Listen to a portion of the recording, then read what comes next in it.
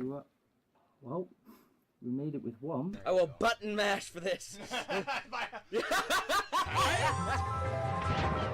Dukes of Hazzard.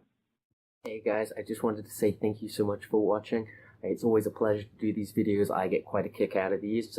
Just real quick, if you wouldn't mind liking, subscribing, commenting if you will, hitting those buttons and adding a quick comment really means a lot to me. Gives me some tips, tricks, and lets me know what you want out of this and if you're enjoying this or if you want to see something different. I'll stop interrupting now. Enjoy the rest of the show. Well, hello and welcome to another episode of Toques Gaming Warhammer. Today I am again here with Matt in the Matt Cave, and I'm with Riley as well. We are going to actually be playing a three-way Warhammer game. Not as dirty as it sounds, just going to be brutal. And, well, this is our map setup. So we've obviously had to change the deployment zones a little bit. Where you see the die are going to be where we are deploying. I'm going to be deploying up here in this zone. Riley's going to be over here in this nice blue zone. And then Matt will be over here in this nice green zone. We are using the right edge of the table today. Just purely because, well, we need a little bit of extra space. No way I can fit the parking lot. Yeah, Matt would have to literally park every single unit of his army perfectly to get it all on there. And, well, that's just not the matter. Your whole army's tied up. So, yeah, let's go see how the armies are. Okay, so 2,000 points worth of Tau. So we have our Vanguard detachment here. Everything is Seer, so that way all of the drones can work for each other. We have two Riptides.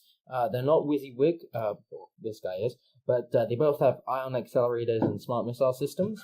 And then we have a unit of stealth suits with two shield drones and one fusion blaster. And then we have a Cold Star commander with 3 fusion blasters and a high output burst cannon. We then have a spearhead detachment, which is going to have 3 broadsides, each with 2 shield drones, high yield missile pod, advanced targeting system, and smart missile system. And then we're going to have another Cold Star commander with 3 fusion blasters and a high output burst cannon. And finally, we then have our battalion.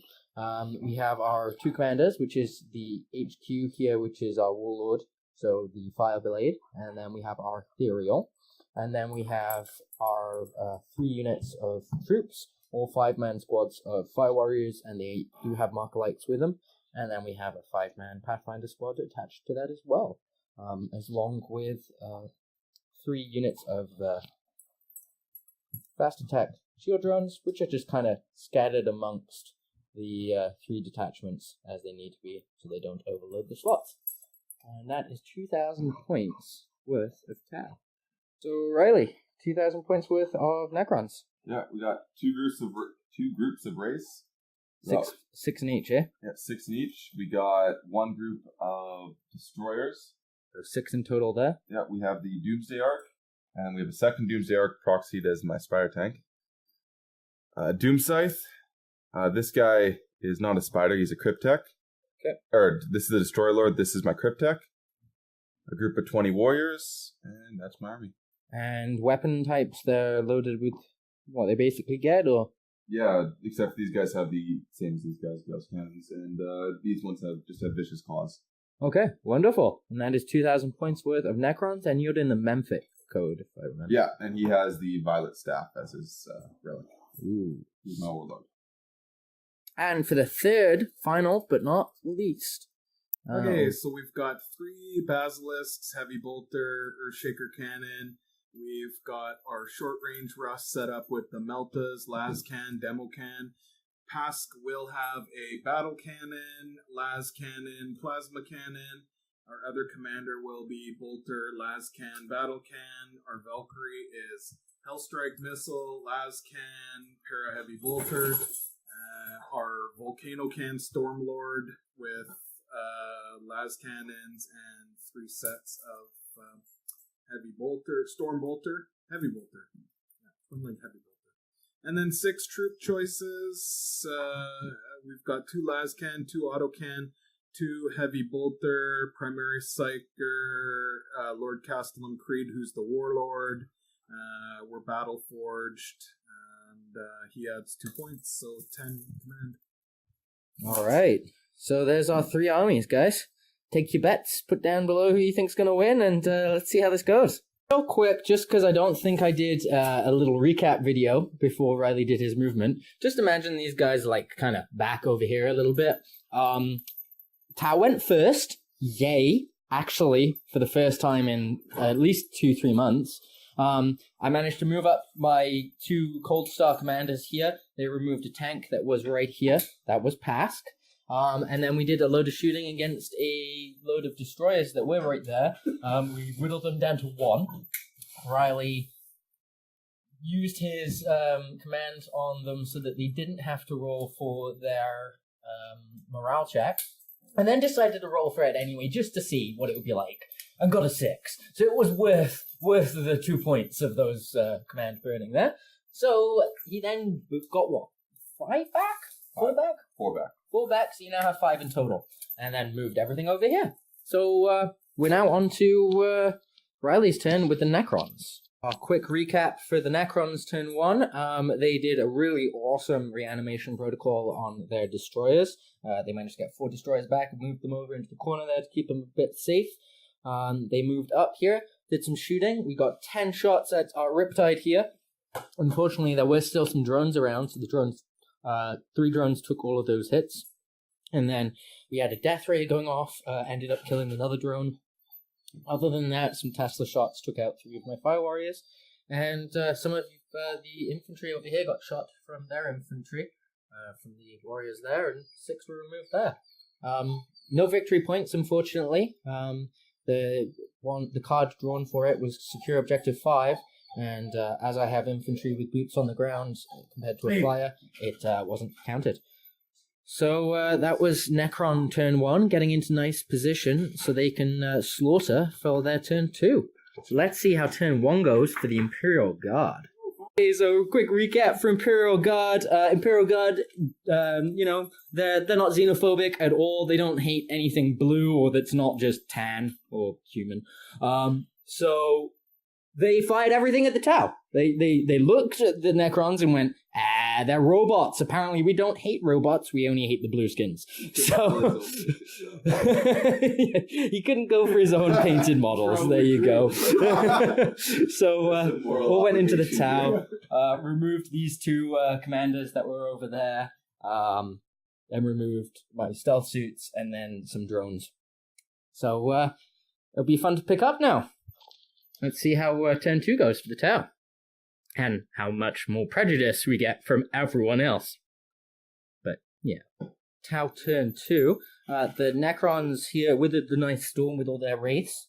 I managed to take 4 and a bit out. That last wraith's down to 1 wound. Everything here did decently well at shooting, but we didn't manage to get too much out.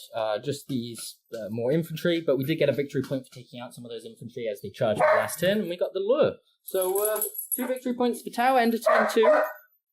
Let's see if we get more victory points going. It seems pretty low at the moment. I actually turned my focus on Necron. I have to kill wraiths, so there's no if and or about it. I don't want anything else tied up here, right? So as you may have just caught, the Necron turn was very chargy. Wraiths with me, Wraiths with Matt. They did a good push up, removed some infantry here. Didn't lose the Doom Scythe in the movement, so that went quite well. And they got 1 victory point.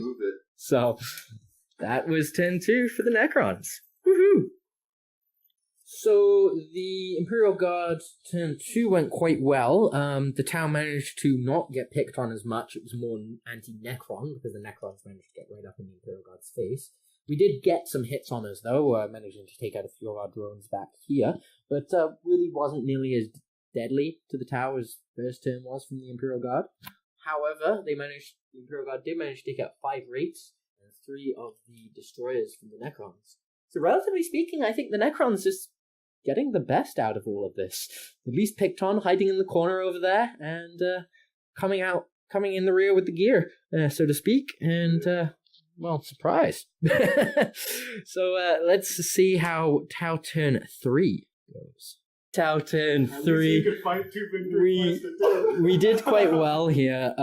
We managed to get rid of the Wraiths, and we managed to put on a decent amount of hurt onto the Baneblade. We didn't remove it, but we did put on a decent amount. He's only down to 7 wounds left.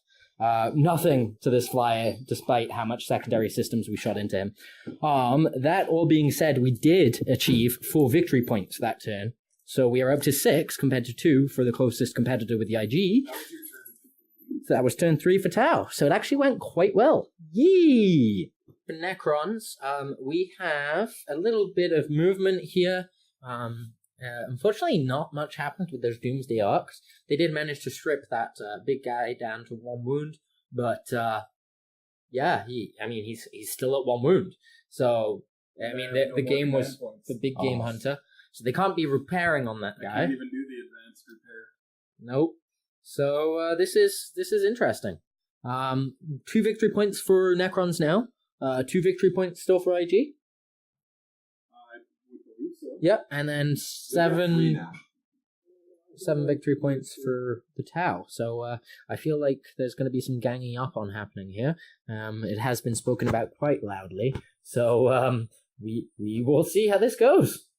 Quick recap for the Imperial Guard in their turn 3.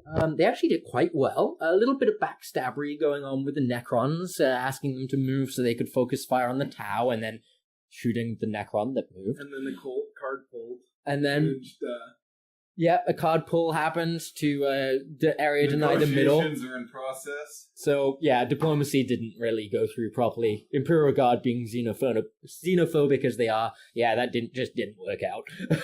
But they popped off shots everywhere, got removed, the swath of warriors, so did really well there, and got a few more of the Tau drones down. So they're doing quite nice in total.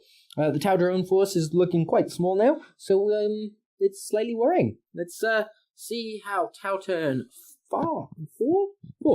Tau turn 4. Let's see how this goes.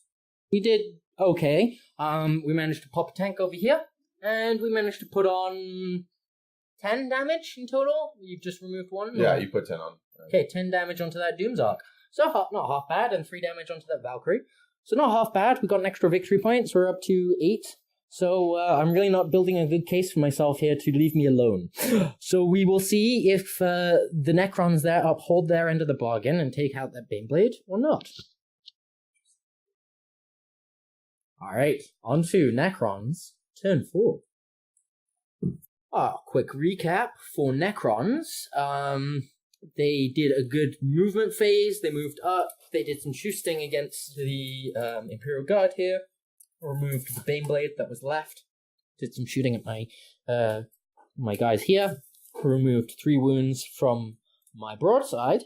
Otherwise, and 5 fire warriors. So they managed to remove a squad. Otherwise, there wasn't too much that happened. It's quite interesting now to work out where to prioritize, if it's Imperial Guard or if it's the Necrons to shoot at next. But only time will tell, won't it? Imperial Guard turn 4 went quite well. They did a lot of shooting. The Imperial Guard removed quite a bit of these destroyers over here. There's only 2 left out of the 4 or 5 that were there originally. A few shots over here. Managed to remove a broadside. Got a couple of the drones out of the way. And so Tau onto Tau turn 5 now. Imperial Guard also managed to get up to 6 victory points. So it's 6 victory points for Necrons, 6 victory points for Imperial Guard. But we'll see how it lasts. So quick recap here. Tau turn 5 came through. We managed to peel off a Valkyrie over here. And that was pretty much all we managed to do in our turn here, but we did manage to get 3 more victory points for securing Objective 5 and for securing Objective 3 for 2 turns. So we're now up to 11 victory points. And now Imperial Guard have decided to secede because there's nothing much that the Imperial Guard can be able to do back in return. So they have decided to. I never said I wasn't.